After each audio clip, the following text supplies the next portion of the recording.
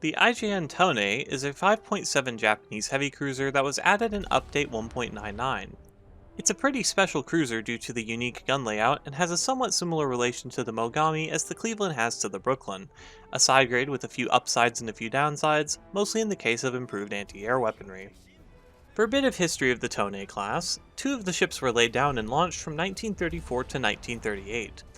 The Tone class was designed with a focus on supporting aerial reconnaissance, with the entire stern of the ship being a seaplane operations deck. Both the Tone and Chikuma notably took part in the attack on Pearl Harbor, the Battle of Wake Island, the Battle of the Philippine Sea, and the Battle of Leyte Gulf. The Chikuma was sunk during the Battle of Leyte Gulf, while the Tone was sunk by Allied air raids near Kure. Tone was eventually raised up after the war and scrapped in 1948. The primary armament of the Tone is 8 8-inch 50 caliber cannons split into 4 turrets.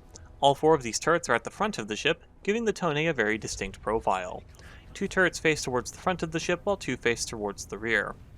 Paired with their slow rotation rate of 4 degrees per second, this generally means you can get 2 turrets onto a new target quite quickly, while the other 2 turrets take significantly longer to turn to their firing positions.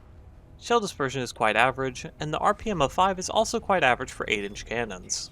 The 8-inch cannons get 3 shells, Type 0 HE, Type 91 AP, and Type 0 HE with a timed fuse. The HE shells have a pretty high amount of explosive filler, giving them significant damage output against targets with minimal armor.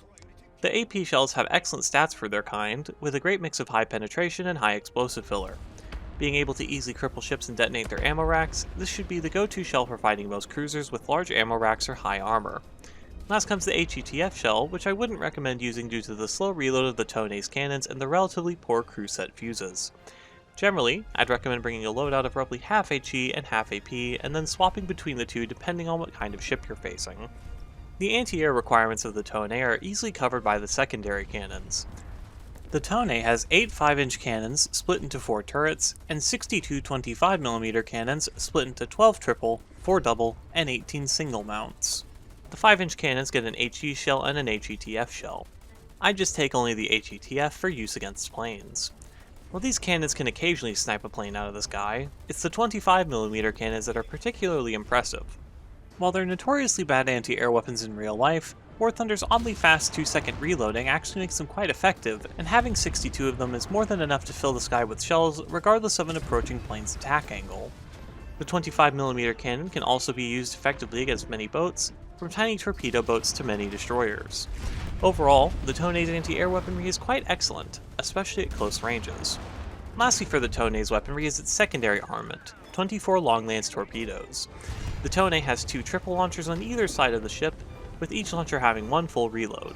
While long lance torpedoes are excellent, they do serve as additional exposed ammunition, so whether or not to take them depends on whether the player wants to take the potential risk and trade for the potential reward. I don't personally, but if you're good with torpedoes, go for it. In survivability, the Tone is quite good, and oddly better than the Mogami in my experience. Having all the guns situated in the front of the ship allows for some very far angling, letting you engage targets while almost bow tanking at the same time. The frontal ammo rack is very large due to having all 4 turrets so close together, but the fuel tank protection and relatively high armor of the magazine mean that this area isn't as vulnerable as it may initially look. The largest downside is the low turret armor, which makes it relatively easy to disable the Tone's ability to fight back. If your turrets are destroyed at close range, it can actually be a good idea to swap to the tertiary cannons and drown the target in 25mm fire. The mobility of the Tone is also pretty good, with a top speed of 66 km/h and being otherwise average. It's a small top speed advantage, but this can be helpful in larger maps and during confrontation matches, if we ever do get enduring confrontation again. For the playstyle of the Tone, I'd say it's somewhere between a sniper and a generalist. The high damage of the main cannons means that the Tone can kill any target it comes across with proper aim, so whether you want to stay at a safe distance or get close for maximum damage output, either way will realistically work. Angling as far forward as possible while keeping all 4 turrets on a target lets you close the distance to enemy ships with surprising speed while also maintaining high defense, and the effective secondary cannons can keep torpedo boats, destroyers, and aircraft from exploiting the Tone's weaknesses at close range. You can also stay behind cover and peek out with just the front of the ship, getting all 4 turrets onto a target without giving them much to fire back at. Compared to the Mogami, it has more survivability and significantly more anti-air weaponry at the cost of a fifth of its firepower, just like the Cleveland compared to the Brooklyn. Both the Tone and Mogami are worth taking, though I would recommend bringing the Tone after the Mogami so the improved anti-air armament can fend off planes spawning later in the match. For modifications, I'd recommend the following order. Toolset, Fire Protection, 20.3cm Type 91 AP, Rudder Replacement, 127mm Type 1 HE, Shrapnel Protection, Ventilation, Propeller Replacement, Ammo Wetting, and Engine Maintenance.